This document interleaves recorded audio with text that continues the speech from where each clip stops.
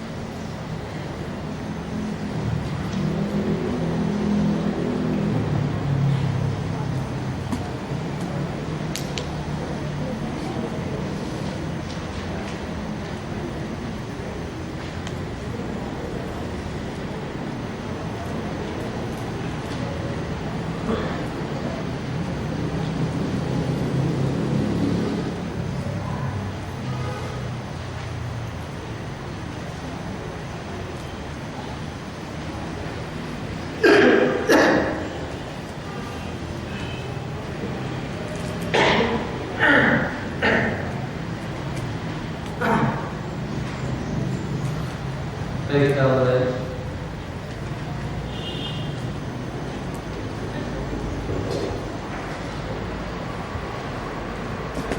Bismillahirrahmanirrahim. Waalaikumsalam warahmatullahi wabarakatuh. Assalamualaikum warahmatullahi wabarakatuh. Innal hamdalillah nahmaduhu wa nasta'inuhu wa nastaghfiruhu wa nastahdihi wa natubu ilayhi wa na'udzu billahi min shururi anfusina wa sayyiati a'malina may yahdihillahu fala mudilla lahu wa may yudlil fala tajida lahu waliyyan mursyida. Asyhadu an la ilaha illallah wahdahu la syarika lah lahul mulku wa lahul hamdu wa huwa ala kulli syai'in qadir. Wa asyhadu anna Muhammadan abdullahi wa rasuluhu wa khaliluhu wa safiyyuhu alladzi ursila bil huda wa dinil haqq liyudhhirahu 'ala dini kullihi wa kafa billahi shahida wa kafa billahi wakila. Shalawatullahi wa salamuhu wa barakatuhu alaihi wa ala alihi wa ashabihi wa man sara ala nahjihi wa sanna bi sunnatihi wa ihtada bi hadihi wa iqtafa bi atharihi ila yaumiddin. Ya ayyuhalladzina amanu taqullaha haqqa tuqatih wa la tamutunna illa wa antum muslimun. Ya ayyuhan nasu taqu rabbakum alladzi khalaqakum min nafsin wahidah wa khalaqa minha zawjaha wa batha minhuma rijalan katsiran wa nisaa'a wattaqullaha alladzi tasaaluna bihi wal arham innallaha kana 'alaykum raqiba. Ya ayyuhalladzina amanu taqullaha wa qulu qawlan sadida yuslih lakum a'malakum wa yaghfir lakum dhunubakum wa may yuti'illaha wa rasulahu faqad faza fawzan 'azima. Tsumma amma ba'du fa inna ahsanal haditsi kitabullah wa khairal hadyi hadyu nabiyyina Muhammadin sallallahu alaihi wasallam wa syarrul umuri muhdatsatuha fa inna kulla muhdatsatin fid dini bid'ah wa kulla bid'atin dhalalah wa dhalalah finnar wal iyad billah. Ikhwan fillah wa akhwati fillah, ma'asyiral muslimin wa muslimat rahimani wa rahimakumullah. Menjadi kewajiban seorang hamba senantiasa memanjatkan puja dan puji serta bersyukur kepada Rabb-Nya Allah Subhanahu wa taala yang telah menghidupkannya, yang telah memberikan karunia dan rezeki kepadanya, yang memberikan semua fasilitas baginya di atas muka bumi ini, menjalani kewajibannya sehari-hari sebagai seorang hamba, menjadi kewajiban seorang hamba untuk selalu tunduk patuh dan taat kepada Rabb-Nya Subhanahu wa taala karena nikmat keimanan dan keislaman yang telah dianugerahkannya kepadanya dan tidak diberikan kepada semua orang. Dengan keimanan dan keislaman tadi, kita menjalani aktivitas sehari-hari sebagai seorang muslim, sebagai seorang mukmin yang memiliki tugas utama beribadah dan menyembah serta mentauhidkan Allah Taala dan tidak menyekutukannya dengan yang lain. Sebagian orang dari kaum muslimin kurang merasakan manisnya nikmat keimanan dan keislaman. Seakan-akan tidak ubahnya seperti manusia lainnya, bahkan cenderung mengejar dan berlomba-lomba dengan orang-orang non-muslim di luar sana yang terpedaya, yang tertipu dengan gemerlapnya kehidupan duniawi.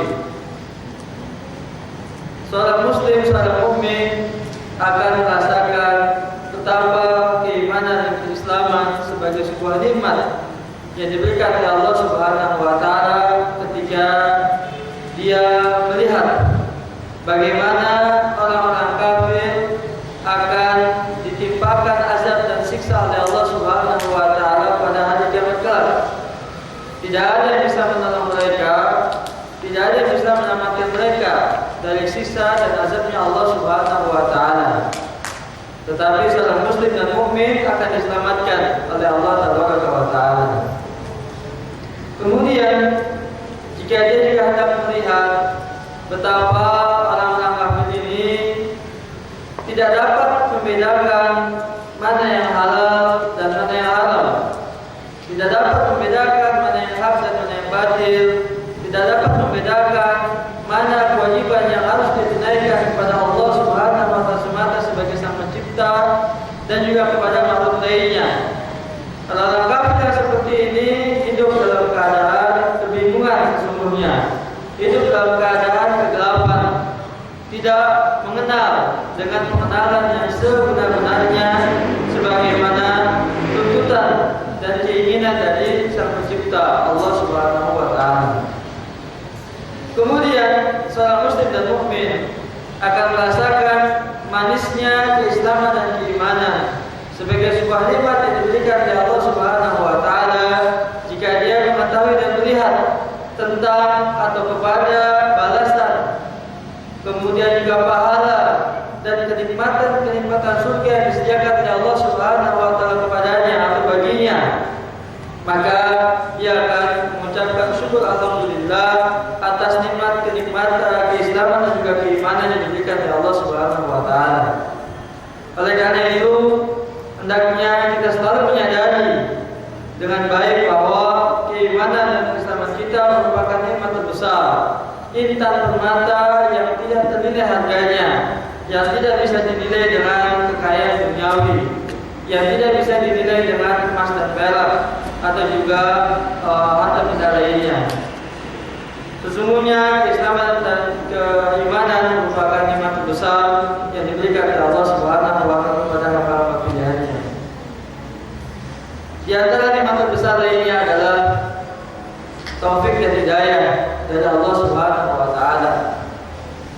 Terkadang kita enteng saja atau ringan saja ketika mendengar taufik dan hidayah Allah Subhanahu wa taala. Padahal taufik dan hidayah ini selalu dibutuhkan oleh kita setiap hari, selalu dibutuhkan oleh kita setiap saat dalam rangka kita menggapai rahmat Allah wa taala dan ampunannya. Bisa kita lihat seorang muslim, berapa banyak yang mengetahui tentang keutamaan salat berjamaah. Di hadis Nabi sallallahu alaihi wasallam, salatul jamaati afdalu min salatil fardhi bi 70 wa 20 darajah. Salat berjamaah lebih utama daripada salat sendirian 27 derajat. Tetapi berapa banyak dari kaum muslimin yang bersegera dan berlomba-lomba untuk menghadiri salat berjamaah. Kita lihat saja subuh pagi hari tadi di masjid-masjid kita, berapa banyak mereka yang bersegera untuk menghadiri salat subuh secara berjamaah di masjid. Maka kita bisa menjawabnya, berapa jumlah mereka? Tidak banyak. Dibandingkan dengan salat maghrib misalnya, dibandingkan dengan salat maghrib misalnya dan juga salat Jumat misalnya, yang jumlahnya bisa ratusan, bahkan bisa ribuan. Tetapi untuk salat subuh dan untuk salat isya misalnya, jumlahnya sangat sedikit sekali. Bukan itu persoalannya tadi taufik dan hidayah yang diberikan oleh Allah Subhanahu wa taala. Sesungguhnya makna daripada taufik dan hidayah ini adalah kemampuan yang diberikan oleh Allah Subhanahu wa taala kepada kita untuk dapat mengerjakan amal-amal saleh.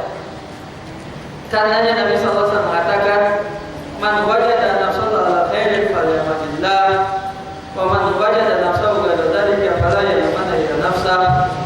Barang siapa yang mendapati dirinya mengerjakan kebajikan, dalam kebajikan, hendaknya dia memuji Allah Subhanahu wa taala. Dan siapa di antara kita yang mendapati dirinya tidak demikian, janganlah dia mencela kecuali dirinya sendiri. Perhatikan juga bagaimana firman Allah Subhanahu wa taala dalam surat Fatir. Summa awrasna al-kitaba alladziina istafaina min ibadina faminhum zalimun li nafsihi wa minhum sabiqun bil khairat wa minhum muqtasidun wa minhum sabiqun bil khairat biiznillah. Kemudian kami wariskan Alkitab kepada orang-orang yang kami pilih di antara hamba-hamba kami. Maka di antara mereka ada yang berzalimi dirinya sendiri, ada di antara mereka yang pertengahan, dan ada di antara mereka yang bersegera kepada kebajikan dengan izin Allah Subhanahu wa taala. Fadilatul Syekh Ahmad As-Sa'di rahimahullah ketika mengatakan untuk sabiqun bil khairati, Allah kaitkan dengan biiznillah. Orang yang bersegera mengerjakan kebajikan, Allah berikan sifat kepada mereka biiznillah, dengan izin Allah Subhanahu wa taala. Hikmahnya adalah agar seorang hamba ketika mengerjakan kebajikan dia tidak termanipulasi dan tidak tertipu dengan kemampuan, kekuatan dirinya sendiri. Akan tetapi semuanya itu merupakan taufik dan hidayah dari Allah Subhanahu wa taala. Demikian pula perkataan Nabi Allah Shu'aib alaihissalam, "Wa ma taufiqi illa billah." Dan bukanlah aku mengajak kalian kepada kebaikan kecuali dengan izin Allah Subhanahu wa taala. Karena dia yang berpikir bagaimana Allah setiap saat, setiap hari kurang lebih 17 kali atau bahkan lebih daripada itu kita selalu meminta kepada Allah Taala, ihdinas siratal mustaqim, tunjukilah kami jalan yang lurus. Menunjukkan bahwa kita senantiasa membutuhkan taufik dan hidayah dari Allah Taala untuk hari-hari kita, mengisi waktu-waktu kita untuk beramal saleh kepadanya Subhanahu wa taala. Kemudian juga nikmat kesehatan, nikmat kesempatan, nikmat umur yang panjang, nikmat al-Qur'an Karim, nikmat diutusnya Nabi Muhammad SAW, nikmat istiqamah di atas sunnah, nikmat ukhuwah Islamiyah, dan berbagai nikmat-nikmat lainnya. Wa in ta'uddu nikmatallahi la tuhsuha. Jika kamu hendak menghitung nikmat Allah, kamu tidak akan sanggup untuk menghitungnya. Kewajiban kita adalah mensyukurinya dengan hati kita, dengan lisan kita, dan kita gunakan dengan anggota badan kita untuk tunduk patuh beribadah kepadanya Subhanahu wa taala. Dengan demikian kita berharap kepada Allah Subhanahu wa taala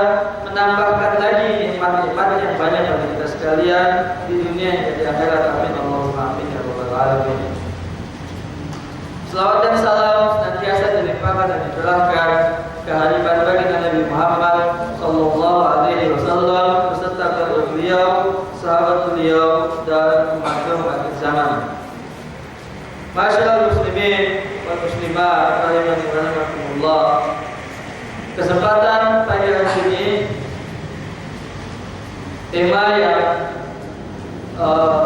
diangkat bagaimana amanat dari panitia pengajian kita adalah luar biasanya surga Allah Subhanahu wa taala.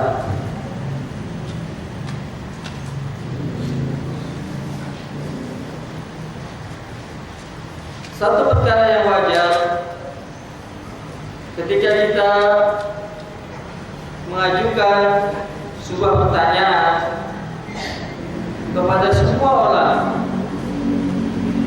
jika Anda diminta untuk memilih antara surga dan neraka, pasti semua orang akan menjawab, kami memilih surga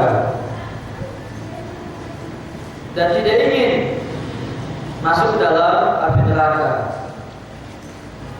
Bagaimanapun keadaan orang itu, tidak peduli siapa dia, tidak peduli dari agama manapun juga, tidak peduli bagaimana akhlak dan pemikirannya, tidak peduli bagaimana sepak terjangnya. Ketika ditanya, apa yang akan Anda pilih, surga atau neraka? Maka jawabannya adalah surga. Disebabkan semua gambaran tentang surga berisi kenikmatan-kenikmatan, kesenangan-kesenangan, kebahagiaan-kebahagiaan yang kekal dan abadi, tidak terputus-putus.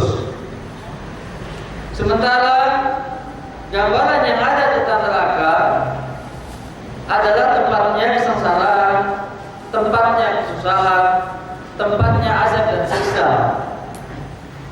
Fitrah manusia menginginkan kesenangan, fitrah manusia menginginkan kenikmatan, fitrah manusia menginginkan kebahagiaan, dan fitrahnya manusia tidak ingin dia susah, tidak ingin dia sengsara, tidak ingin dia tersiksa.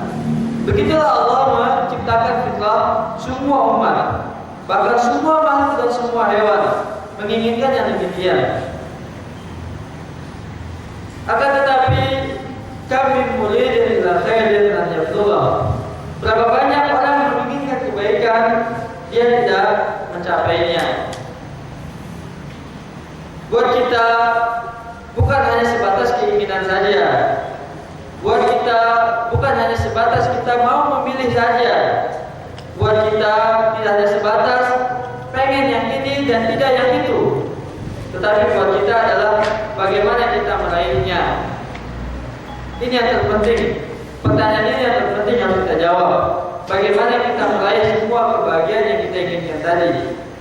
Tidak perlu kita menunggu-nunggu nanti di akhirat. Bahkan sekarang pun kita sudah mendapatkannya. Bagaimana kita meraih dan menempuh kebahagiaan itu di dunia hingga terus berlanjut sampai di akhirat kelak. Orang akan rela untuk mengeluarkan sekian banyak dari koceknya, dari kantongnya, sekian banyak di dalam dapatnya untuk mengejar yang namanya kebahagiaan. Padahal kebahagiaan ada di depan matanya. Padahal kebahagiaan ada di setiap langkah kakinya. Padahal kebahagiaan ada di setiap untaian kalimat yang terucap daripada lisannya. Kebahagiaan ada di dalam hatinya. Iwan fillah rahimani wa rahimakumullah. Pembahasan kita kesempatan pagi hari ini akan kita runtut. Akan kita bagi dalam beberapa sub-sub pembahasan. Yang pertama tentang metode di dalam perkara-perkara yang gaib. Metode Ahlussunnah atau manhaj Ahlussunnah tentang perkara-perkara yang gaib. Kemudian yang kedua tentang dan kenikmatan surga. Dan yang ketiga, amalan yang mendekatkan diri kita kepada surganya Allah Subhanahu wa Ta'ala.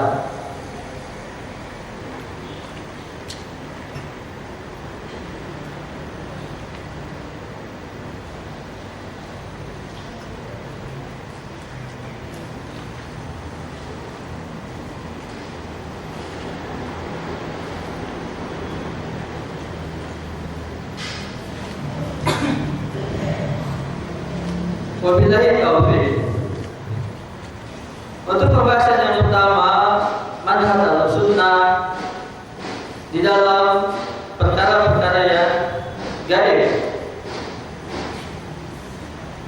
bahwa al-sunnah wal jamaah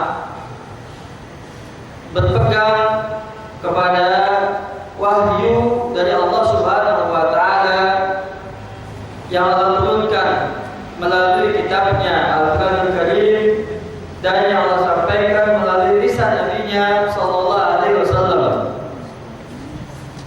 bahwa untuk memahami, untuk meyakini tentang semua perkara-perkara yang gaib, Ahlussunnah wal Jamaah berpegang kepada wahyu. Manhaj ini yang disebut dengan tauqifi, yaitu berpegang kepada berita yang datang dari Allah dan Rasulnya Sallallahu Alaihi Wasallam.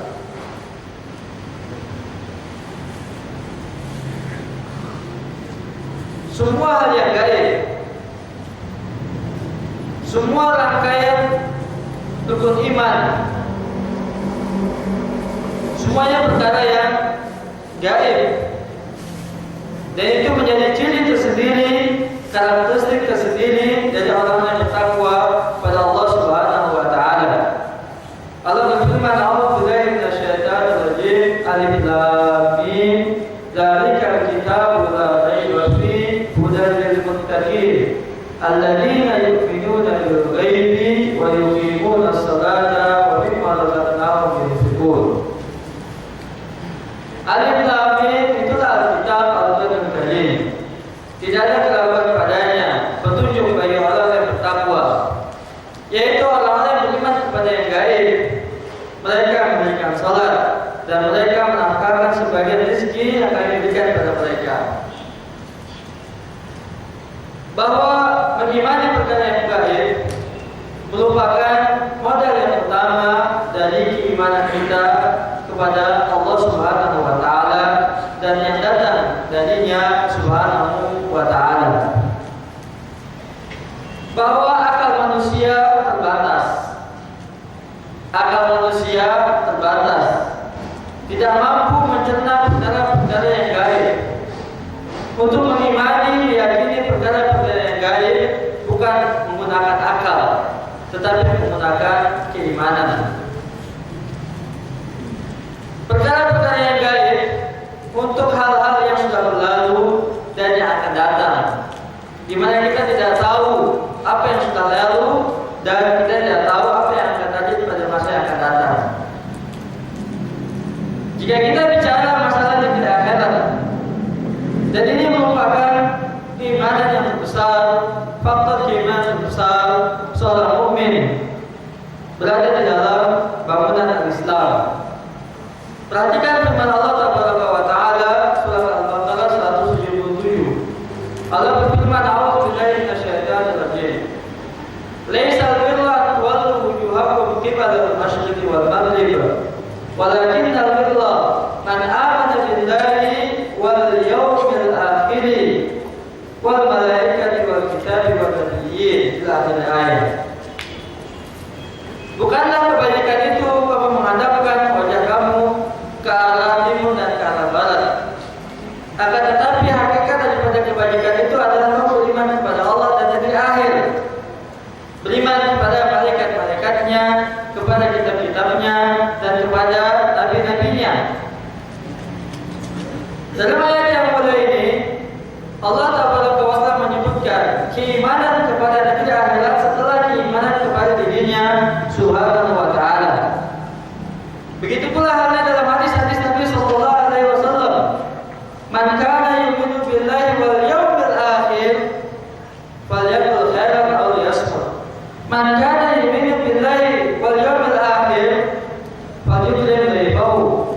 Wa man yu'min billahi man kana yu'minu billahi wal yawmil akhir falyukrim jarahu. Barang siapa beriman kepada Allah dan hari akhir, hendaknya dia berkata yang baik atau diam. Barang siapa beriman kepada Allah dan hari akhir, hendaknya dia memuliakan tamunya. Dan barang siapa beriman kepada Allah dan hari akhir, hendaknya dia memuliakan tetangganya. Banyak nas-nas Al-Qur'anul Karim dan hadis-hadis Nabi sallallahu alaihi wasallam yang menyebutkan tentang persandingan keimanan kepada Allah dan kepada hari akhir. Ini menunjukkan apa? Menunjukkan betapa tingginya derajat keimanan kepada hari akhirat setelah dia keimanan kepada Allah Subhanahu wa taala. Dan itulah yang menjadi intisari daripada kehidupan seorang muslim. Kita lihat saja bagaimana kehidupan kita di dunia saat ini. Jika kita bandingkan dengan kehidupan duniawi orang-orang kafir sana, siapa orang terkaya di atas muka bumi ini? Jawabannya dia adalah kafir. Siapa orang terkuat dengan bala tentara pasukan perangnya dan persenjataan perangnya? Jawabannya adalah penguasa negeri kafir. Siapa orang yang menguasai media, surat kabar, elektronik dan juga cetak? Jawabannya adalah orang kafir untuk kehidupan saat ini. Siapa orang yang paling berpengaruh di dalam memberikan keputusan-keputusan duniawi? Jawabannya adalah orang-orang kafir. Lalu apa yang terjadi pada diri seorang muslim? Apa yang terjadi pada diri seorang mukmin? Seorang muslim dan seorang mukmin adalah mereka semua kontraktor, di mana tinggalnya semua mengontrak dan menjadikan dunia ini atau dunia ini sebagai kontrakannya, yang dia akan berpindah ke rumah tempat tinggalnya yang hakiki, kampung halamannya yang hakiki, yaitu negeri akhirat sana. Lalu bagaimana kita hendak menuntut semua itu dalam kafir? Sementara harta kita tidak punya, sementara persenjataan kekuatan perang kita tidak punya, sementara kekuatan publikasi media kita tidak punya, pengaruh kekuasaan kita tidak punya dan sebagainya. Maka jawabannya adalah kita memohon pertolongan di sisi Allah Taala. Allah yang memiliki segala-galanya. Allah sebagai Rabbul Qaul, walillahi khaza'inus samawati wal ardh. Milik Allah Taala perbendaharaan langit dan bumi. Seorang muslim ketika menghadapi masalah bahaya di atas muka bumi ini, musibah yang dihadapi saat ini, maka yang menghiburnya adalah keimanannya kepada di akhirat. Tidak apa-apa, insya Allah nanti di akhirat akan mendapatkan yang lebih baik. Tidak apa-apa, insya Allah di akhirat nanti Allah yang membalasnya. Tidak apa-apa, yang penting di akhirat nanti kita mendapatkan jaminan surga. Tidak apa-apa, nanti di akhirat dan seterusnya. Jika kita perhatikan dari doa yang senantiasa kita panjatkan setiap hari, Rabbana atina fid dunya hasanah wa fil akhirati hasanah wa qina adzabannar. Sesungguhnya permintaan kita untuk di akhirat dua, sementara permintaan kita di dunia cuma satu. Permintaan kita di dunia, Rabbana atina fid dunya hasanah, kebaikan yang ada di dunia cuma satu. Sedangkan kebaikan yang ada di akhirat dua yang kita minta. Rabbana atina fil akhirati wa fil akhirati hasanatan wa qina adzabannar. Dan di akhirat kebajikan yaitu surga, dan kita dihindari dan dijauhkan dari neraka. Itulah sesungguhnya keberuntungan, kemenangan, kebahagiaan yang hakiki. Faman zuhziha 'anil nari wa udkhilal jannah faqad faz. Wa ma hayatud dunya illa mata'ul ghurur. Barang siapa yang dijauhkan dari neraka dan dimasukkan ke dalam surga, itulah keberuntungan yang hakiki, keberuntungan yang sebenarnya. Dan tidaklah kehidupan dunia kecuali kesenangan yang menipu saja. Ikhwan fillah rahimani wa rahimakumullah. Kemudian daripada itu Allah Ta'ala tegaskan dalam surat Qasas, a'udzubillahi minasyaitonir rajim. Wabtaghi fima ataakallahu min daril akhirah wa la tansa nasibaka minad dunya wa ahsin kama ahsanallahu ilaik. Carilah apa yang Allah sediakan bagi kamu dari negeri akhirat, dan jangan kamu lupakan bahagiamu dari dunia. sebagaimana Allah telah berbuat baik kepadamu. Dan ayat yang mulia ini Allah Ta'ala memerintahkan kepada kita menjadikan orientasi hidup kita adalah negeri akhirat. Orientasi hidup kita adalah negeri akhirat. Wabtaqi fima ataqallahu min daril akhirah. Cari apa yang sudah Allah sediakan bagi kamu dari negeri akhirat. Untuk duniawi wala tansa nasibaka minad dunya. Jangan kamu lupakan bahagian dari dunia. Hanya sekedar untuk tidak lupa saja. Di hadis Nabi sallallahu alaihi wasallam ditegaskan sebagaimana diriwayatkan oleh Imam Bukhari dan Muslim dari Abdullah bin Umar radhiyallahu anhu. Nabi sallallahu alaihi wasallam mengatakan kun fid dunya ka'annaka 'abidus sabil.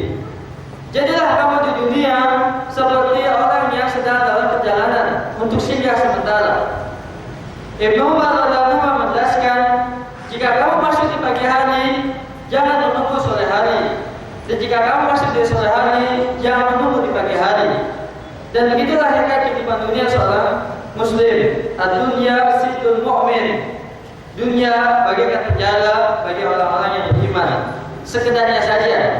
Kita sedang berjalan, perjalanan yang cukup jauh, kemudian kita beristirahat sejenak, singgah dulu sementara untuk melepaskan lelah, untuk minum seteguk air. Selanjutnya kita berjalan menuju perjalanan yang sangat panjang.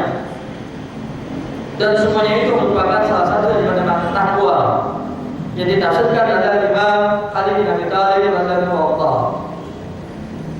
Ali bin Abi Thalib radhiyallahu anhu ketika menafsirkan makna takwa, dia mengatakan, at-taqwa huwa al-khawfu min al-jazil, al-khawfu min al-jalil, al-khawfu min al-jalil, wal 'amalu bit-tanzil, wal ridha al-jazil, wal ridha al-qalil, wa syukur bil-jazil, wal istidad liyawmil akhir. Al-khawfu min al-jalil, takut kepada Zat yang Maha Perkasa, yaitu Allah Subhanahu wa taala. Wal 'amalu bit-tanzil, mengerjakan apa yang diturunkan, yaitu Al-Qur'anul Karim. Wal ridha bil-qalil, ridha dengan yang sedikit. Wasyukur al-jazil, bersyukur atas nikmat yang banyak. Wal istidadu liyawmil akhir, dan mempersiapkan bekal menuju perjalanan yang sangat panjang, yang sangat jauh. Perjalanan kita masih panjang. Perjalanan kita adalah negeri akhirat. Dunia ini cuma mampir saja. Berapa tahun kita ingin hidup di atas muka bumi ini? Jangan dikira 60 tahun itu panjang umurnya. Jangan dikira 70 tahun itu panjang umurnya. Jangan dikira 100 tahun itu panjang umurnya. Dia tidak lebih daripada 1/10 yang ada di sisi Allah Subhanahu wa taala. Satu hari di sisi Allah Tabaraka wa taala, kalau di sana dimimmat audun. 1000 tahun yang ada di sisi kita, cuma satu hari di sisi Allah Tabaraka wa taala. Berarti kalau hidup kita 100 tahun, berarti cuma 1/10 dari hari yang ada di sisi Allah Subhanahu wa taala. Lalu bagaimana dengan 1/10 tadi? Kita manfaatkan untuk apa 1/10 hidup kita itu?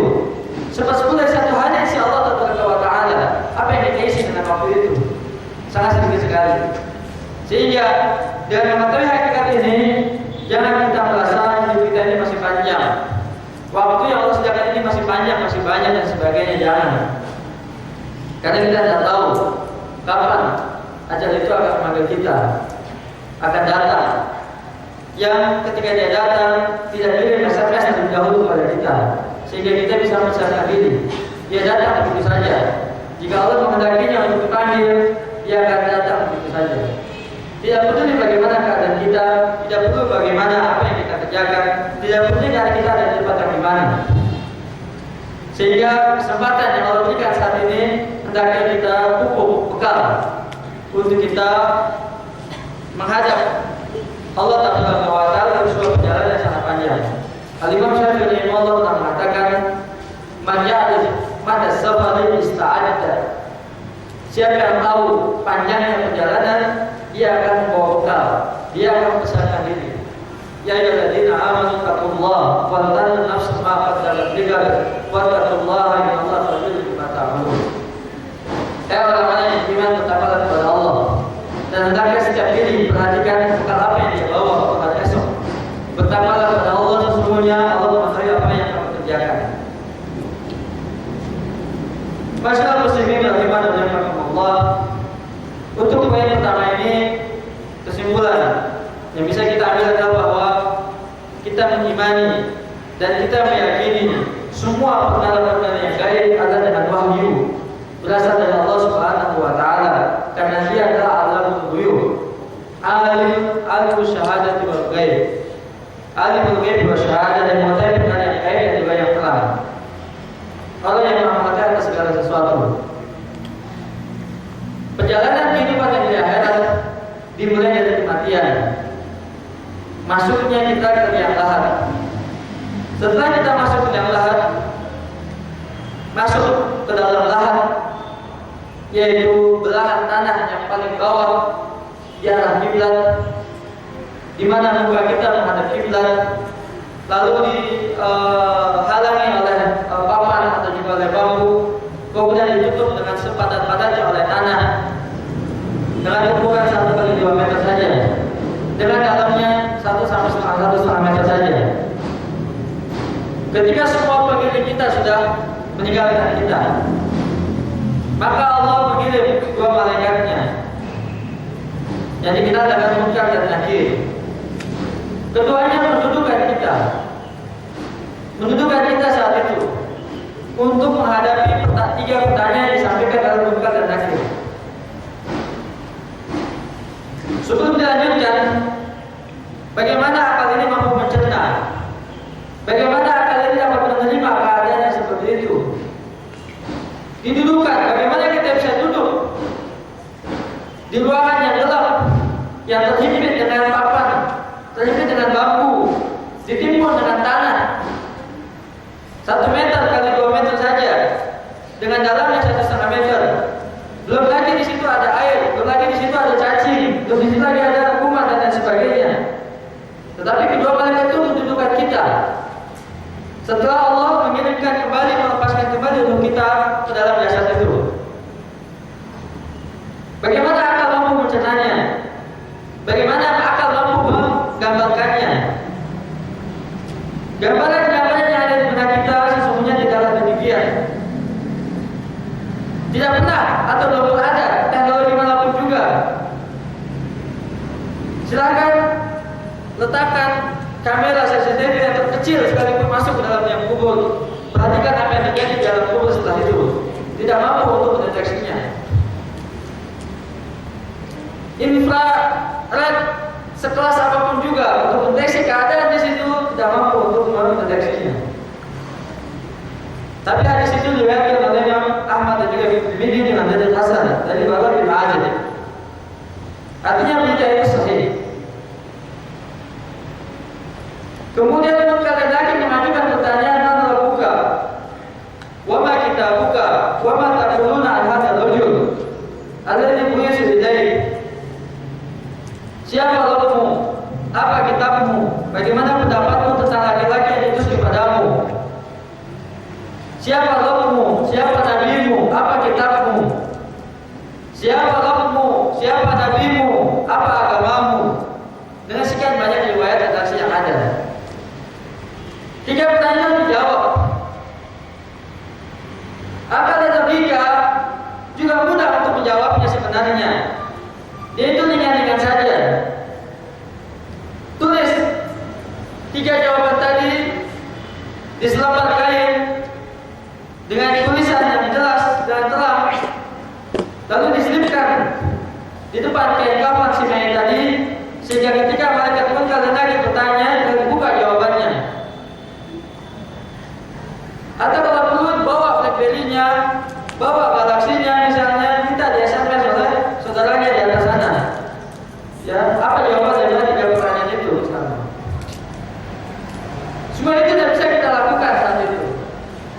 Tidak ada yang dibawa saat itu. Al-yawma nakhtimu ala afwahihim wa tukallimuna aydihim wa tashhadu arjuluhum bima kanu ya'malun.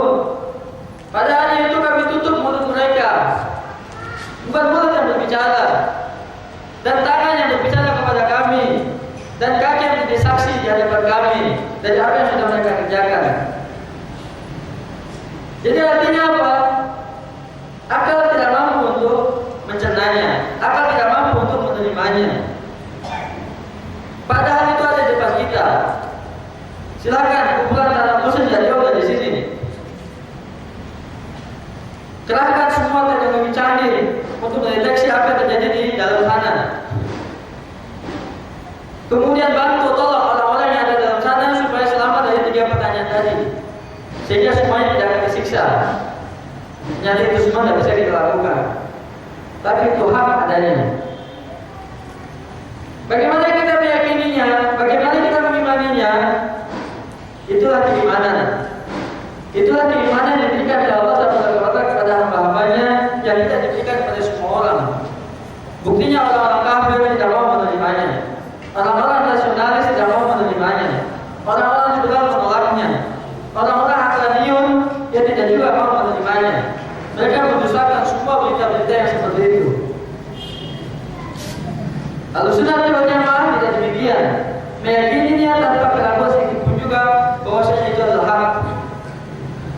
Seorang mukmin yang mampu menjawab 3 pertanyaan tadi, maka akan dilapangkan kuburannya, akan diluaskan kuburannya, akan diterangi kuburannya, dan akan ditemani dia dengan amal-amal yang soleh.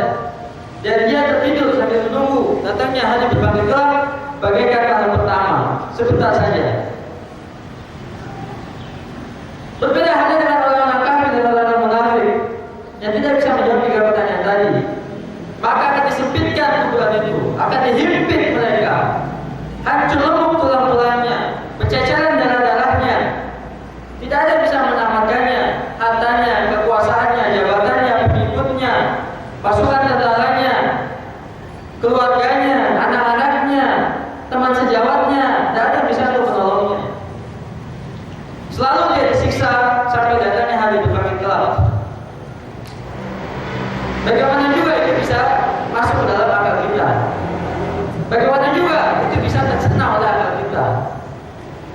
Semuanya tidak dapat kita telah dengan akal kita. Setelah itu dibangkitkan oleh Allah Subhanahu wa taala. Bagaimana mungkin Allah membangkitkan orang-orang kafir? Padahal manusia yang pertama sekarang ini sudah jadi fosil, sudah keras dan tidak tahu lagi kemana ujungnya. Yang tersisa hanyalah tulang ekor saja. Tulang ekor semua manusia dari pertama sampai terakhir dia tidak hancur. Dari tulang ekor itulah Allah akan membangkitkan kembali manusia semuanya. Ya seperti sedia kala. Perhatikan bagaimana Allah Ta'ala membuat perumpamaan. Perumpamaan seperti orang yang ditidurkan oleh Allah Subhanahu wa taala 100 tahun lebih. Tapi orang itu hanya mengatakan bahwasanya aku betul hanya sekejap saja. Awakala di mana Allah qaryatin wa hiya khawiyatun ala urushiha. Qala anna yuhyi hadhihi Allahu al-mauta wa yuhyikum ayatihi. Kita perhatikan ayatnya dalam surat Al-Baqarah.